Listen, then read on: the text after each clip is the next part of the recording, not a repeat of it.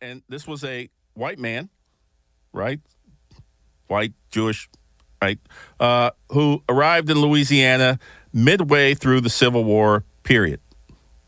His DNA results, in fact, revealed that he was 7% Ashkenazi Jew or Jewish. Now, Gumbel was shocked to learn that he was ancestrally both German and Jewish. Just imagine, this is a man that operates in the world of the media, where there are lots of very high-profile Jewish people, right, involved in that world, in that industry. He's rubbing shoulders with them every day, but he has no idea that they could very well be his own cousins. Interesting. Now, Bryant, who is 73, his second great-grandfather probably was born around the 1800s. And the period of the 1650s up until about the 1850s, a good 200 years roughly, seems to be the time frame when Jews and people of African descent, mostly coming from slavery, would have intermingled and produced offspring. In this case, actually, if you go back, Jewish offspring. Now, we're not going to really dig into the whole halakhic points that the State of Israel lays out, or the Orthodox rabbis would lay out for who is halakhically Jewish. Even that's somewhat debatable, at least in my opinion. Because if you go back in biblical times, who God referred to as actually being a descendant of Abraham and actually Jewish is somewhat different than where we are today. And maybe that's for good reason, because if you just said everybody and anybody was Jewish, then, of course, all kinds of people who actually technically aren't Jewish would be flooding into Israel. With what proof? Because we've only had DNA evidence of these things for the last roughly 10 years, 15 years, maybe, right? You could go and take a DNA test. So before that, it was a lot of just records and hearsay. You said, she said, grandma said, right? So things are a little bit different today. But so those are some of the reasons for that. But if we take the rough definition that if my grandfather was Jewish, then maybe I'm not halakhically Jewish, but I'm still a bit Jewish. And that is a key point, and a key point of this show and where we're going and where this is hopefully helpful, right? And part of this show being a Messianic Jewish show, because we're, as well as being focused on just the ancestry discussion itself, we're also focused on the journey back from a biblical standpoint to the Jewish patriarchs, Abraham, Isaac, and Jacob. If you can say that your grandparent, great-grandparent, great-great-grandparent, or go 10 generations back, if you could point to an ancestor, then you have a trail back to Abraham, Isaac, and Jacob. Now, for some people, that is completely unimportant. But for maybe a few of you, maybe people who go to church, maybe people who go to synagogue, maybe even people that go to mosque, since we have a common forefather in Abraham, maybe this information is important to you. And so, again, that is a key focus of the show, right? Should that be important? Is it important? In my opinion, and for my purposes, it's the most important thing. You know, if you're a Jewish person, or if you're a descendant of Abraham, descendant of Isaac, a descendant of Jacob, and you don't embrace what God has given in the Torah, in the Bible, and so on, then it's a little kind of wasted. Okay? So we'll leave it there for now. But this is a key important point. Back to Bryant Gumbel. So, again, he would be one of these African-American Jewish descendants of the tribes of Israel, of Abraham, Isaac, and Jacob. And one little side point here is for listeners that this may intersect with, or you may have this particular situation that Mr. Gumble has. It's pretty unknown around most Jewish circles that there were actually quite a few Jews in the 1600s, 1700s, 1800s that owned not a lot, generally speaking, but they would have a few male and female slaves. Okay, just is what it is.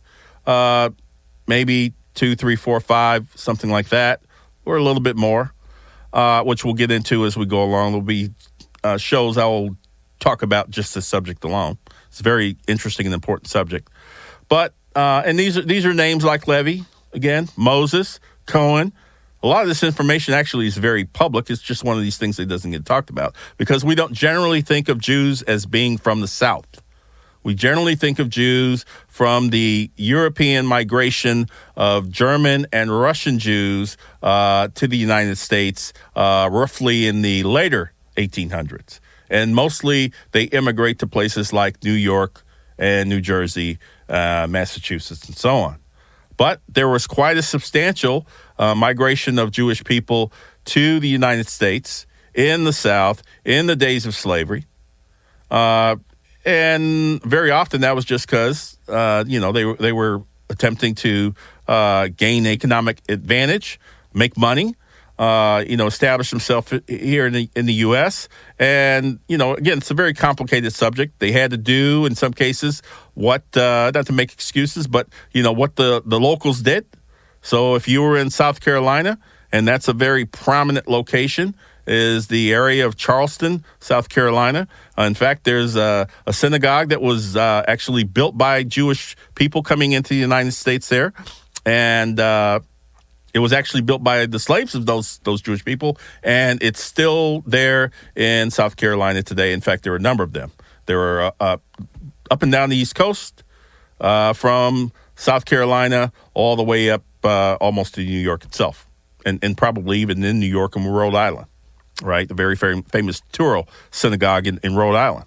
So the point here is that you should understand, right, if you're coming from the African American perspective and ancestry perspective, don't believe that you can't have Jewish ancestry. Not for a second. In fact, I have many, many, many, many, many DNA cousins of African descent that also have Jewish ancestry. Per Ancestry.com. Okay? So again, this is the case for Bryant Gumbel. It's the case for many other African Americans, and my own family is not an exception. Okay? So again, lots of people have been cut off, either from a European standpoint, from an African standpoint, or a Spanish standpoint, which we'll also get into, right? Again, I'm going to underscore this point. The Spanish or Sephardic example, which is actually the case with many of these early American Jews, they're actually of Sephardic descent and not of Ashkenazi European descent. So it makes it much more difficult to identify and make the case that these were Jewish ancestors.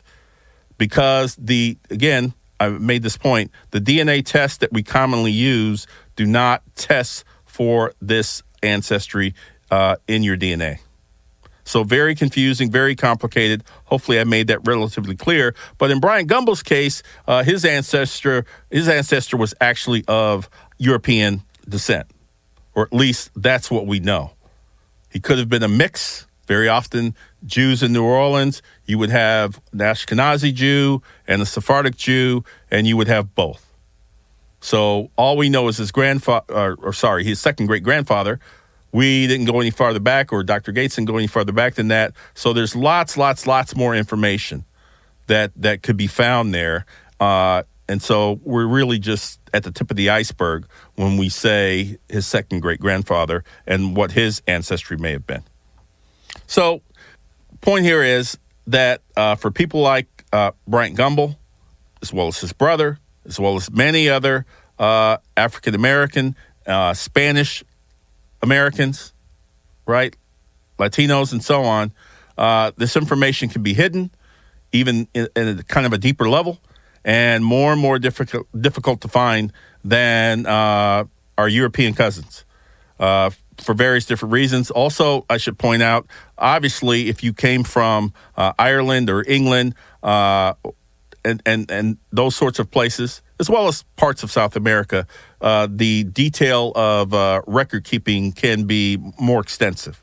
And so if you really start looking, it can be somewhat easier to find than if we're talking about, a person of slave descent living in the South and in some cases being cut off from the primary family that you're intersecting with in the U.S. So moving on back over to Mr. Martin, right? His name alone can be an indication, even though that's probably not where the Jewishness is intersecting. But names, as I want to point out here in this first broadcast, are very, very important. And names alone can take you down the path of finding your Jewish ancestry. So the name Martin can come from a number of different places. It could be Jewish. It could be not Jewish. It could be sound like Martin in the U.S., but actually have originated in Spain and have been Martinez, or just Martin, or if it goes over to Italy, it can be Martinelli, and so on and so forth, right? These names morph, they change depending on where you live and so on, right? Just as they do in the United States. As you know, many Jewish names have been Americanized, or Russian names have been Americanized, or French names even have been Americanized once people land on our shores, okay? So Mr. Martin's family, we do know, came from Ireland. Now, you might think there are not many Jews in Ireland, but actually this is untrue. Whether we're talking about Ireland or Scotland, certainly England, or anywhere in Europe, there have been substantial numbers of Jews there at some time. Now, again, just to make things more complicated, these may have been not Ashkenazi European Jews. They may have very well been Sephardic Jews, and because of the Spanish Inquisition, because of the persecution at that time by the Spanish Church or the Catholic Church and so on, they may be in hiding. This is the case with my own ancestors. They were mostly in hiding. They were mostly using various aliases. In fact, I think one of my great-great-grandfathers had 5 or 6 aliases. Okay, not to mention the fact, if we're using and focused on names, that, as you know, from a Spanish perspective or Portuguese perspective, it is not uncommon to have 4 names in your actual surname list. And generally speaking, those names start from your maternal or your grandmother lines versus your male lines. So again, lots of different angles, lots of ways to get confused. Imagine you have a Sephardic Jew who moves because of persecution to Ireland, gets wrapped up in Irish culture, living, so on and so forth. Maybe there's not even a synagogue in that town where he lives, right? He doesn't want anybody to know who he is because Ireland is a very Catholic country, right? And so on and so forth. And so it all kind of gets washed. And we have no evidence because your ancestor, as mine did, are purposely washing the evidence. So again, making it even more difficult to find. But again, back to Mr. Martin, his ancestors are from Ireland, or one of the places they're from, as well as the UK. The key point here for Mr. Martin was he was under the impression that he was basically 1/4 Italian, and definitely his paternal line, his male line, his father and grandfather were of Italian origin. Okay? But as it turns out, Mr. Martin is basically 22.9% Ashkenazi Jewish, which equates to 1/4 Jewish ancestry. Yet again, he had absolutely no idea whatsoever. Martin was under the mistaken impression, again, that he was 25% Italian, and completely perplexed, and you can find the video on our website, which I'll advertise later, perplexed by this result.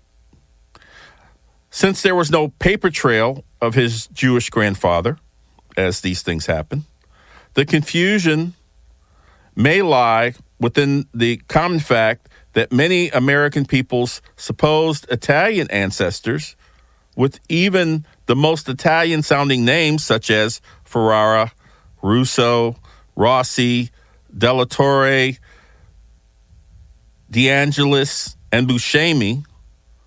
In fact, for me, several of those names actually show up in my ancestry pool as Italian, yet my DNA tests show no Italian heritage, which has to be wrong, because I can point to one that's specifically from Sicily, Mr. Buscemi, in my case.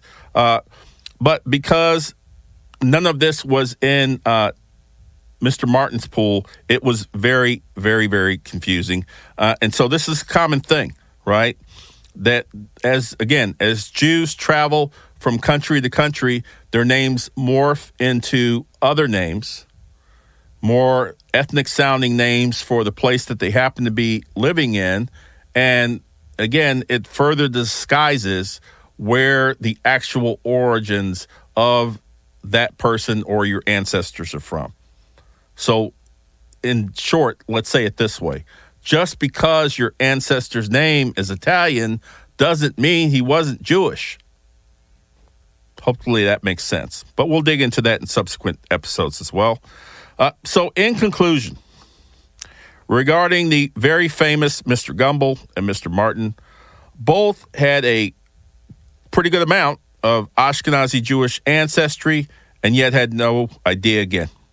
My point is, in concluding this show, is that if these types of famous celebrities and so on have a difficult time locating their ancestry, their DNA, trails and so on, and where they came from, it's not very difficult for us more common folks with not so much resources to end up in the same situation. But on this show, we will go into a number of detailed areas that will help you to find your Jewish ancestry, if it exists at all, and also at the same time, give a lot of Jewish history that's a little bit lost, and so on. And basically, hopefully do this in the entertaining and exciting format for those who are interested in this subject. Not everyone is, again. For some, it's just boring. But for me, this is a great area of study. And again, hopefully takes you back to the patriarchs, as it has for me, Abraham, Isaac, and Jacob, or Abraham, Yitzhak, and Yaakov, and gets you a little closer relationship to God and his word.